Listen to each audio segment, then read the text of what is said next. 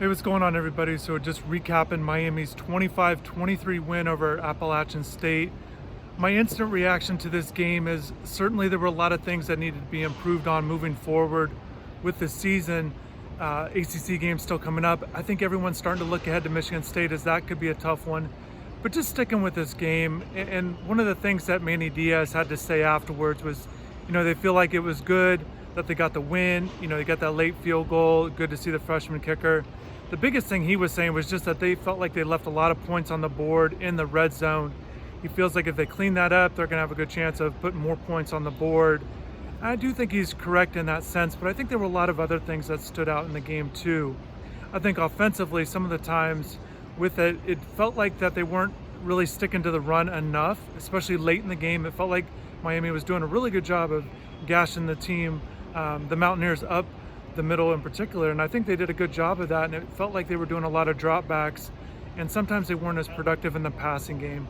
And for whatever reason, multiple reasons right now, the passing game just doesn't seem to be clicking right now with D'Eriq King and the wide receivers, in particular with Mike Harley. 5 catches tonight, under 30 yards. He's got to be able to pick up his production. And I'm very curious to find out what exactly maybe is going on there in the passing game. The big thing that D'Eriq King said afterwards was just that he feels like, yeah, it's great they got a win, but he's really taken account that they need to be better, and it starts with him. And I think that's good to have that accountability. I think sometimes the players that are a little bit afraid to say that they need to be better after wins. And I know there is some disappointment right now for Miami fans that the game wasn't more out of hand, that they didn't pull ahead late in this game, that they really let this Sun Belt team stay with it and take the lead late. And I think that is a little bit of disappointment. But the fact that D'Eriq wants to, that he knows he needs to be better, more productive, didn't account for a touchdown tonight. Like I said, 200 yards passing, just not getting the ball downfield.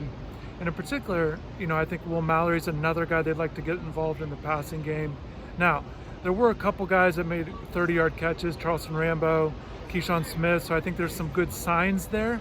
It's just not that consistency in the passing game that you want to see. And like I said, I think there's multiple reasons why they're not being able to strike deep or even those intermediate passes, those 15 to 25 yard passes. But we'll see how things develop. I'm very curious to see how this team responds to that. Kind of going back to the running game, it does sound like Don Chaney Jr. has a serious injury. Manny Diaz didn't say exactly, other than he just doesn't feel like the prognosis is good. And that's not a good sign. Miami needs Don. And certainly there are a lot of people expecting Don to have one of those breakout years, really take over and kind of be the team's top running back. And tonight he had one good run, 20 yards, and then he goes down in that second quarter after just 4 carries. So disappointing once again, especially with Jalen Knighton still suspended. So it's going to all fall on Cam Harris. And Cam's a guy that he relishes this. I felt like he struggled early in the running game.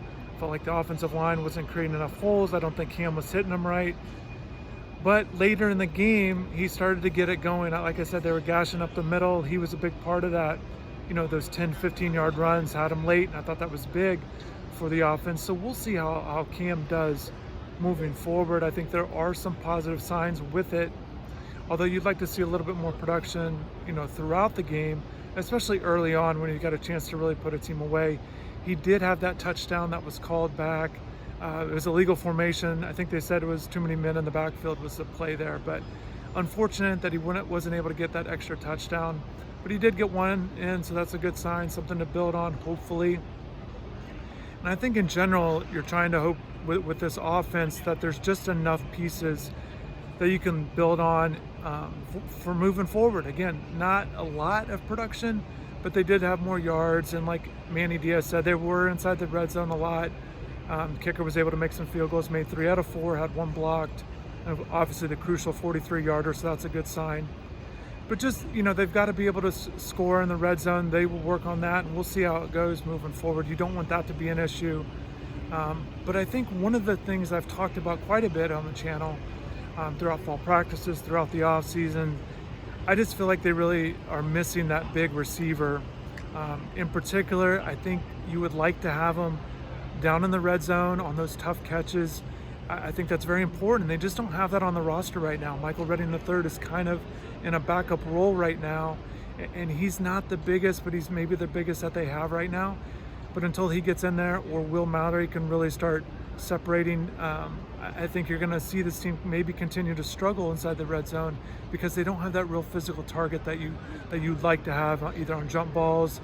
They did throw a deep one to Mike Harley, and he actually got an offensive pass interference call, but that was on a deep ball, but it was inside the red zone. Just unable to come down with the ball there. So it'll be interesting to see how this team maybe adjusts inside the red zone. Like we've talked about a number of times, they do want to get the ball to the backs and the flats and the receivers, so maybe they'll try to do that, or like I said, maybe stick with that running game a little bit more. Defensively, those first two possessions, it looked really good for Miami. A lot of pressures. Jafari Harvey had a sack on that first drive. The second unit comes in on the second drive. I was a little surprised at that, just because of how good that first unit was on the defensive line with those ends.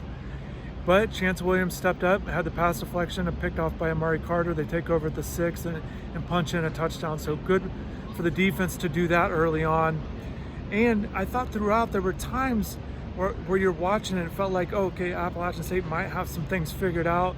Cameron Peoples looked good.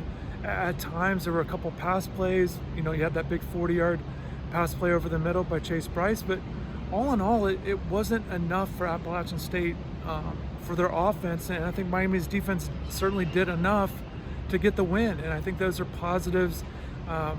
One of the things in the game, post-game press conference, Diaz felt like, and we'll see how this is, but it's a big statement, especially coming in with Michigan State up next, but he's starting to feel like the run defense is starting to get it back going again the way they've had it in the past under Diaz. And that's kind of a big statement. So we will see. Obviously last year they had their struggles, and it looks like they're going to be down a linebacker in Keontra Smith, their starting linebacker. They look like they were going to Wayman Steed quite a bit. He's got a lot to prove if he's going to handle that role. Well, once again, it sounds like a serious injury, and we'll see how they adjust to it. But it'll be interesting to see how the defense kind of does. And one of my biggest concerns coming into the game was how the secondary was going to fare against a pretty good group of wide receivers. And I thought for the most part, once again, they gave up a few plays here and there, but for the most part, Chase Bryce wasn't able to get things going in the passing game enough. They did get some downfield, but I thought for the most part the secondary did a good job. Now there were some holes where there was Bubba Bolden or Gervin Hall on some plays, but Tyreek Stevenson came up with some 3 pass breakups, including the one right there on 4th down. So all in all, it's tough because yes, it's a win. I think the key is they just have to be better than this moving forward. And I think from game 1 to game 2, we'll see how they continue to improve. If they play like this most of the season, it means almost every game they're going to play is going to be a struggle, certainly a fight. But the key is kind of just building on all the positives, getting better at the negatives, and seeing how things kind of play out. Another tough one next week against Michigan State. I didn't get a touch on special teams. Obviously, got to clean up on kick return. They've got some young guys there. They got to clean that up on the coverage. Can't allow a touchdown there, especially when you're in control. But all in all, Miami won. Definitely want to hear your thoughts, your comments. But thanks for watching. And more reaction, more information post-game on InsideTheU.com. Check it out. We'll have some more analysis, Pro Football Focus kind of breakdown. So definitely thanks everybody for watching.